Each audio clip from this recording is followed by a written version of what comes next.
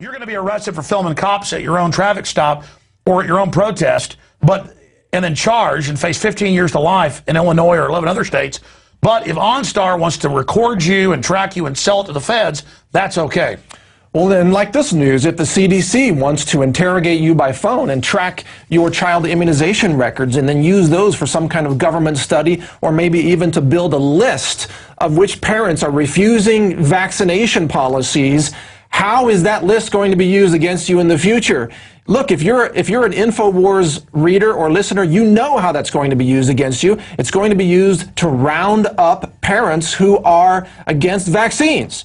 Every list that goes into the hands of the government eventually becomes abused. That raises my last point before I get into your challenge that's coming up next week that I think is an admirable idea. NORML's website, working to reform marijuana laws, feds to legal marijuana, medical marijuana patients. You don't have Second Amendment rights, period.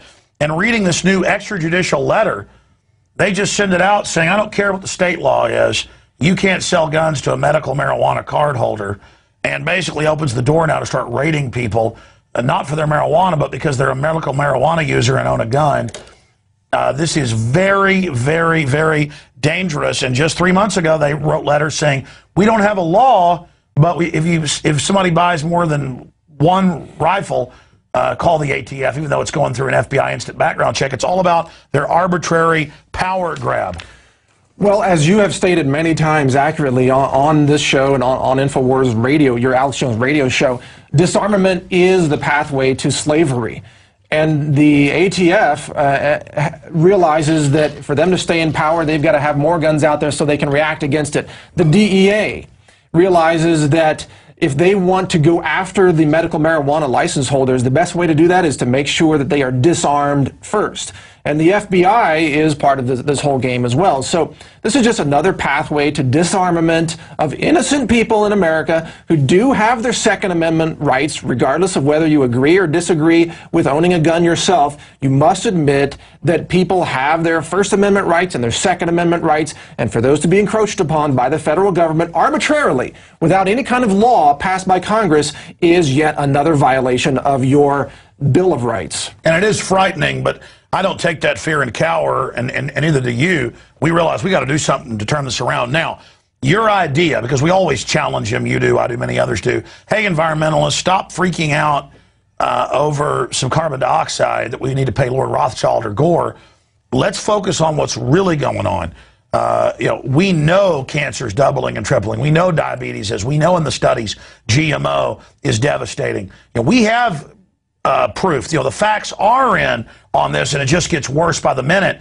And so, breakdown. Just give us a preview of your challenge next week that you're going to have the Natural News team focus on to environmentalists, because this is how the system co-ops legitimate care about our environment, and shunts it off into one area, carbon dioxide. Thus, because it'd be one thing if they were bashing carbon dioxide and then we're upset about GMO and toxic waste dumping or Fukushima. But they don't care about anything that's demonstrably dangerous. No, Alex, it's a case of selective environmentalism, cherry-picking the topics that they want to focus on and ignoring the real issues that impact us. And there are many of them, and we are going to come out with videos and articles on Natural News next week, and I hope some of that will be published here on Infowars as well. But look at three simple issues, okay? One is GMOs. If you're not speaking out against GMOs, you can't call yourself an environmentalist, because that's the greatest environmental threat of our time.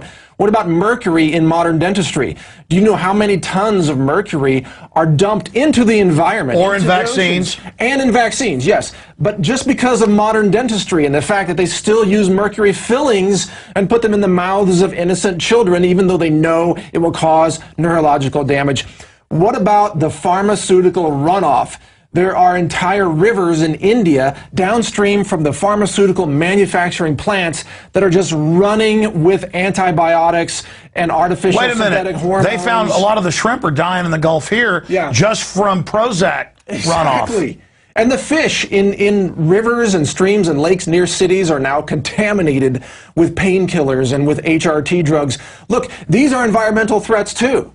And why aren't the environmentalists speaking out against the cancer industry dumping its chemotherapy into the environment through the blood of the people being treated with chemo? Why aren't they talking about mercury in dental fillings? Why aren't they talking about GMOs? And the answer, Alex, is because they have no credibility as environmentalists. They are selective, cherry-picking liars. They don't care about the environment. They just care about one issue that they want to control you over, and that happens to be CO2, because that's where they can make money. It is fraud, and I'm sick of it, and that's why we're exposing it. Well, I mean, I know you're a great researcher, but I've had so many climatologist people on, and the media's like, oh, they're oil company funded. Well, I'm not, and I actually see the oil companies, in many cases, are actually funding the carbon tax. I mean, that's the truth, but regardless, I've looked at the record. 200,000 years ago, CO2 was like 14 times higher than it is now. It was 30% of the atmosphere millions of years ago, the ice core studies and show. Now it's like a fraction. Well, now it's exactly, it's 0.0360. And clearly it follows temperature increases, then it goes up. And the point is that carbon dioxide is not a toxic waste. And sure, if they weren't doing the GMOs and all this other stuff, like I said, I might listen to them, but the facts are, they admit they're a bunch of eugenicists, and they're the very ones that just want an anti-life agenda to be able to corner the entire global market by taxing this. Mike Adams, naturalnews.com, thank you so much for spending time with us, and thank you for guest hosting the radio show. My pleasure, Alex. Anytime that I can help your cause here, let me know. Mike, happy to join you. Thanks a million. I am definitely going to want you on next week, and we're going to be obviously posting your articles up at naturalnews.com, over at Infowars.com, because this is very exciting what Mike and his team are doing. We're really changing history together. All of us, you, the viewers, the activists out there especially. And if you believe in this type of information, please take these videos, download them, and spread them to your friends. We'll be back tomorrow night. Aaron Dykes will be guest hosting Infowars Nightly News. Please don't forget to subscribe or to give subscriptions to your friends and family at prisonplanet.tv or InfowarsNews.com. I'm Alex Jones signing off for the Infowars family. See you back tomorrow.